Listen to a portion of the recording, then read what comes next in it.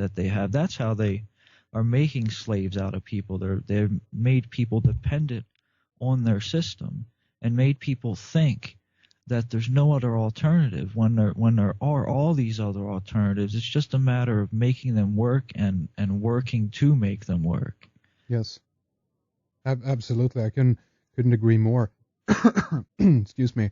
I think it's the best way, as you said, there is to make because you can't just scare people in that sense and tell them how evil the system is that they're in or whatever, without offering them an alternative in a way, because that will not veer them away from the current system, because they're, and rightly so, will simply ask you, well, what do you have to offer? Where do we go if not this that we currently have? And that's why, as you say, probably the best idea or solution is going to be to transition. And again, I don't think that anything, as far as I know, at least previously in history, has totally crumbled and crashed before something else comes in. It's always a transitional type of process where we kind of move over, if you will, to something new, and there has to be some kind of innovation and people with the ideas that have to spearhead this, because I don't think that the bankers themselves or someone else within the power structure is going to look for an option here, because for them they're in the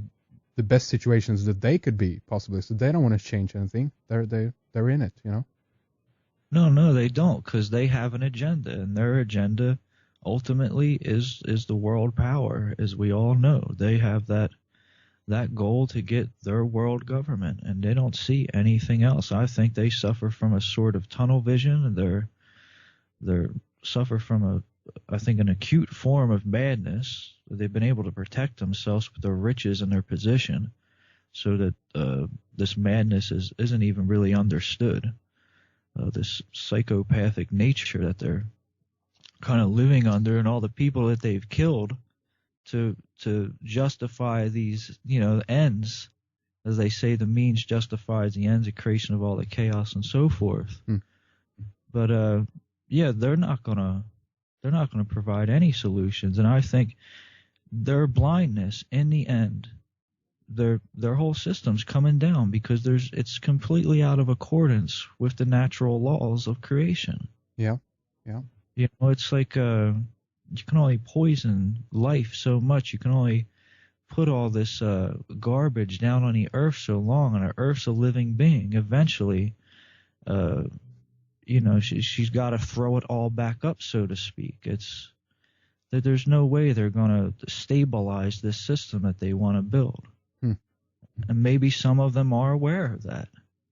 It might very well be that could be the case. Actually, you're right there, and I think that also the system or the international financiers have also used, rightly as you said, I mean, murder in the form of wars and conquests and taking over countries and resources. That has been the main engine that propels the system forward, and the business and the banks have gone hand in hand with the military structure, and this has been a way for them to propel their own welfare, of course, but also the structure or the system for it to constantly kind of renew itself. War and all the issues and problems with overproductions has been solved by basically running a lot of wars, and that's why I agree with you. I think that's one of the main reasons why it's kind of morally going in that sense against the law of nature, if you will, and that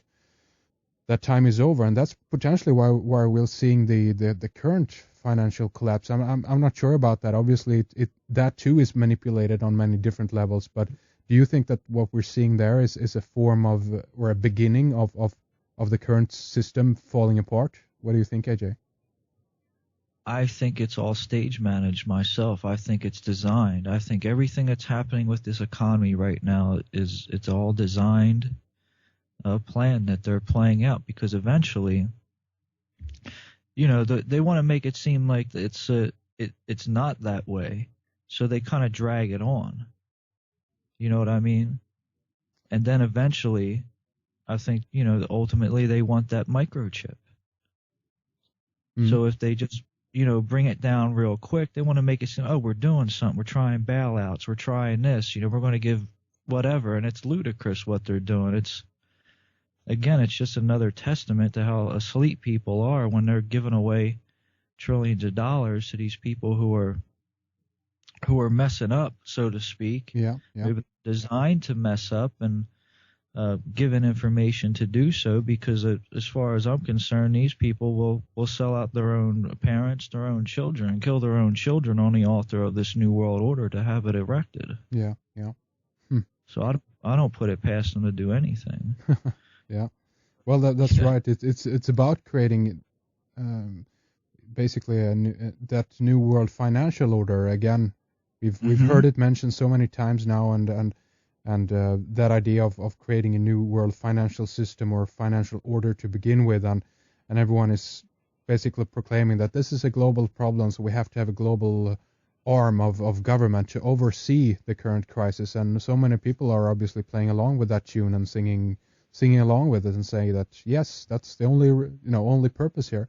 But what you're saying, AJ, is that what you're seeing here, if you will, what you're seeing that things are going is basically towards that new neo-feudalistic system with the peons having a microchip in their arm or neck or whatever, and is that one of the main reasons why you wanted to move away from the current system, because you're seeing where this is going, so to speak?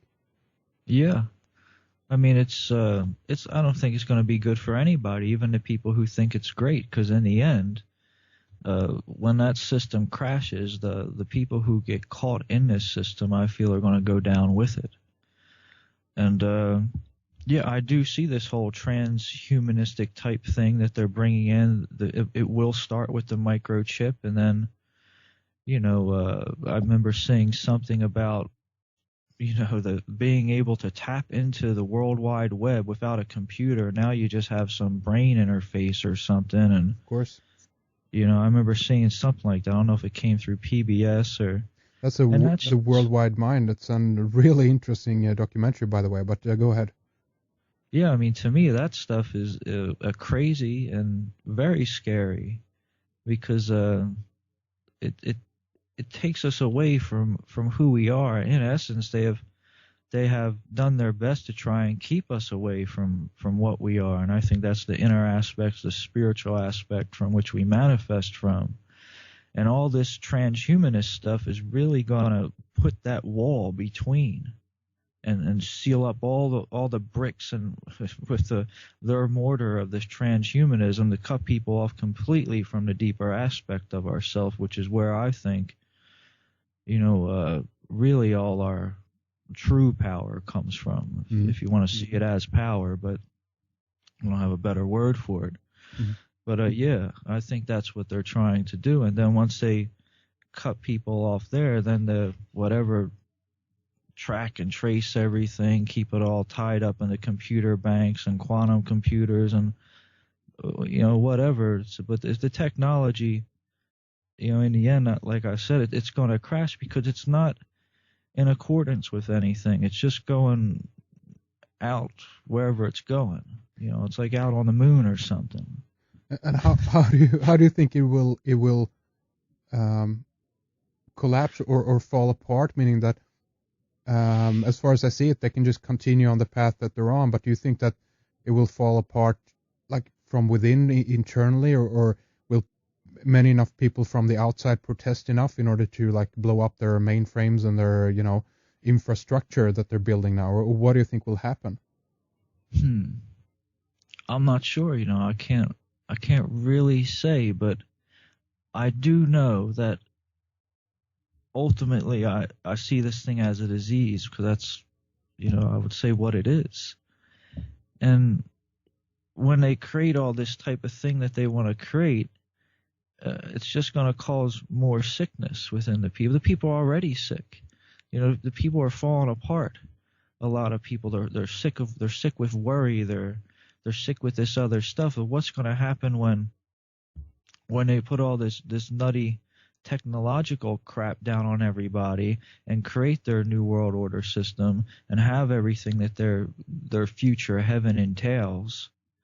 How sick is that going to make everything and everybody?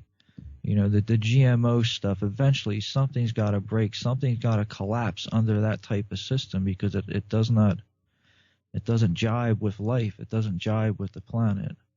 But Yeah. I can't say how it's going to happen. But for me, it's like history is sort of repeating itself. For me, I look back to Atlantis and look at the evidence that shows, yes, there was a great civilization that existed on this planet thousands of years ago, and it collapsed. And you hear about wars and evidence of nuclear bombs being dropped and certain stories and things like that. And I just think we're repeating history, and we have the same people, the same ancestry that was here doing it thousands of years ago that caused that collapse. They're here doing the same thing again. So that's kind of how I see it. I may be wrong though, but I just can't see how they can stabilize what they're looking to do. Yeah. Oh no, I agree with you. The question is though, what would happen if they excuse me.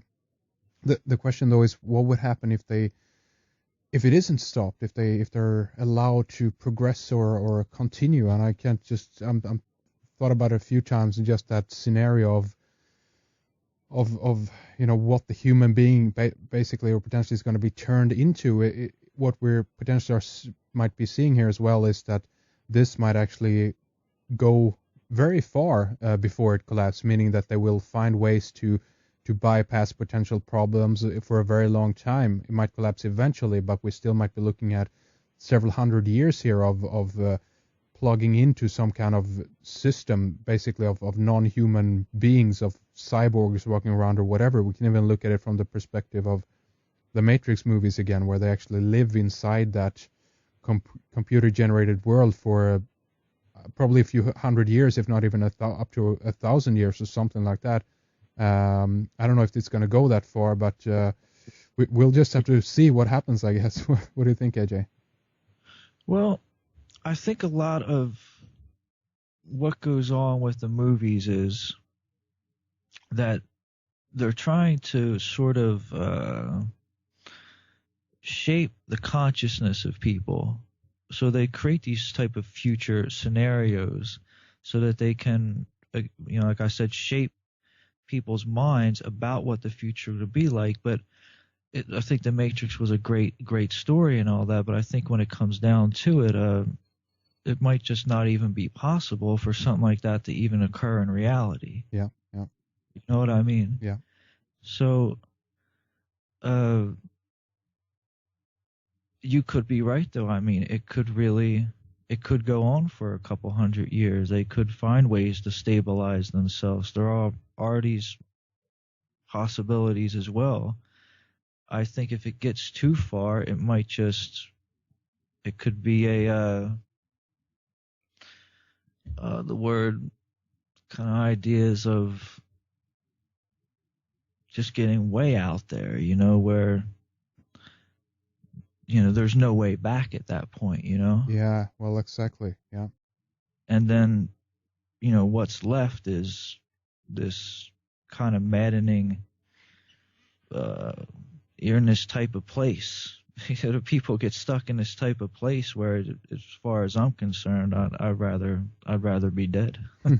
But the possibility here is that we have, which themselves have reported on this, if we can call it that.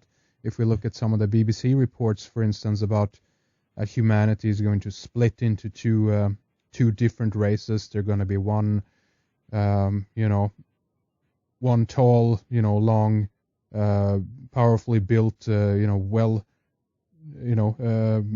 nourished human being, basically, and then it's going to be a dwarf type, not too bright other type human walking around on the planet at the same time. And that, depending on from their point of view, of course, that might be those types of people who don't want to go along with the improvements and all the other things that they're up to, of course. But what we potentially might be seeing